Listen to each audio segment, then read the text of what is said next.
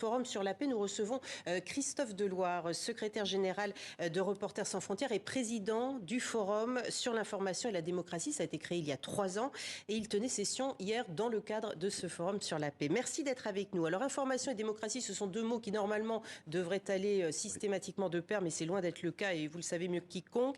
L'idée avance-t-elle d'un observatoire justement sur cette thématique? Ça a été lancé il y a 1 an, on en est où aujourd'hui? L'information et la démocratie sont toujours deux mots qui vont de pair. Le problème, c'est que l'un et l'autre sont largement fragilisés par l'organisation actuelle d'Internet, du web, des réseaux sociaux, qui, sur le plan national, dans ce qu'on appelle les espaces publics, les lieux où on cause sur le plan national, favorisent les extrémistes, les fous furieux, ceux qui voient des complots absolument partout, ceux qui propagent des rumeurs. Et ça, c'est fragilisant pour les démocraties. Et puis sur le plan global, donne un avantage compétitif aux dictatures, aux régimes despotiques sur les démocraties. Et c'est ça qu'il faut arriver à renverser pour retrouver une délibération démocratique. Alors c'est le rôle de cet observatoire, mais comment il va s'y prendre? Alors l'observatoire, ce sera l'équivalent de ce qu'est le GIEC, le fameux GIEC pour le climat, mais ici pour le chaos informationnel. C'est-à-dire une instance qui sera inaugurée dans quelques mois et qui permettra de faire des évaluations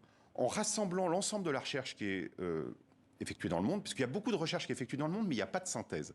Il n'y a pas l'équivalent du 2 degrés, qui est une référence très précise pour le climat, et qui là pourrait nous permettre de voir vraiment l'impact de ce qui est en train de se passer, et donc de prendre les bonnes mesures. Et donc on a lancé au Forum de Paris pour la paix, il y a 4 ans, une initiative globale qui est un peu l'équivalent du processus climatique. Il y a l'équivalent des conférences des partis, c'est des sommets annuels. Il y a un partenariat international, ça rassemble 50 États. Hier, on a annoncé qu'un 50e État rejoignait ce processus. C'était l'Albanie, après les États-Unis qui ont rejoint en septembre.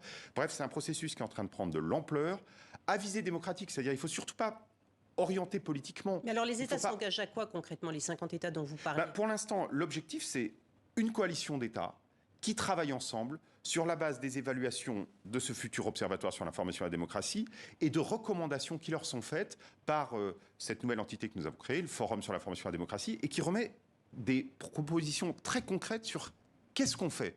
Parce qu'il ne suffit pas de dire il faut donner des responsabilités aux réseaux sociaux, il faut donner des principes aux algorithmes. La question, c'est qu'il faut se dire lesquels. Tout ça est tellement nouveau qu'on ne peut pas s'inspirer Mais il faut quoi, une éthique du dialogue? Alors, c'est pas une éthique du dialogue. Il est peu vraisemblable qu'on arrivera à restaurer une éthique du dialogue, en tout cas à ce qu'elle soit largement utilisée, même si c'est une voie intéressante. Mais ce qu'il faut, c'est imposer des obligations à ceux qui, aujourd'hui, ont remplacé les parlements et qui édictent les lois. Et ceux qui, aujourd'hui, édictent les lois, c'est les patrons des plateformes numériques. C'est Elon Musk dont on parle tellement. Voilà, j'allais y venir. Quelle a été votre réaction sur la mainmise d'Elon Musk sur Twitter, et notamment cet absolutisme de liberté d'expression et cette modération toute relative qu'il souhaite? C'est pas seulement l'absolutisme de la liberté d'expression, disant on laissera tout, c'est surtout de la part d'Elon Musk de dire, et il a dit des choses vraiment très, très intéressantes, même si elles sont navrantes, c'est au fond la vérité, ça sera simplement le public de Twitter qui en décidera. C'est-à-dire, la vérité, en gros, c'est la majorité, c'est la foule. Non, la vérité, c'est pas comme ça qu'on l'établit. La vérité, ça s'établit avec des méthodes. Alors, ça peut être des méthodes scientifiques, des méthodes journalistiques. Il faut vérifier, faut s'assurer qu'il n'y a pas de conflit d'intérêts, que ceux qui énoncent des contenus ne le font pas parce qu'ils sont corrompus, stipendiés. Et donc, c'est des obligations qu'il faut imposer aux plateformes numériques. L'Union européenne a commencé à avancer. Il y a des textes européens qui ne sont pas loin d'être parfaitement satisfaisants, mais il y a quand même l'Europe est le continent qui a avancé le plus, l'ère politique qui a avancé le plus. Mais par exemple, aujourd'hui, Mark Zuckerberg, Elon Musk et les autres, ils peuvent décider de retirer ou de ramener le compte de Donald Trump, mais aussi le compte de chacun d'entre nous. Et ça, ils peuvent le faire de manière discrétionnaire aujourd'hui, sans contrôle démocratique. Et dans les campagnes électorales notamment, on l'a vu récemment.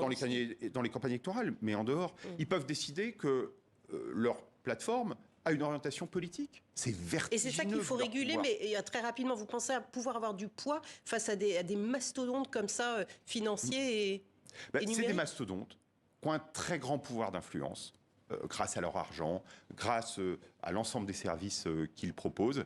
Mais c'est des mastodontes qu'il faut domestiquer. Sinon, c'est eux qui domestiquent la démocratie. Pour autant qu'ils se laisseront domestiquer. Merci beaucoup, Christophe Deloire. Cet observatoire, donc, c'est là en 2022. C'est en 2022, début 2023. Là, il sera créé, il commencera son travail. Merci beaucoup d'avoir été avec nous pour nous en parler.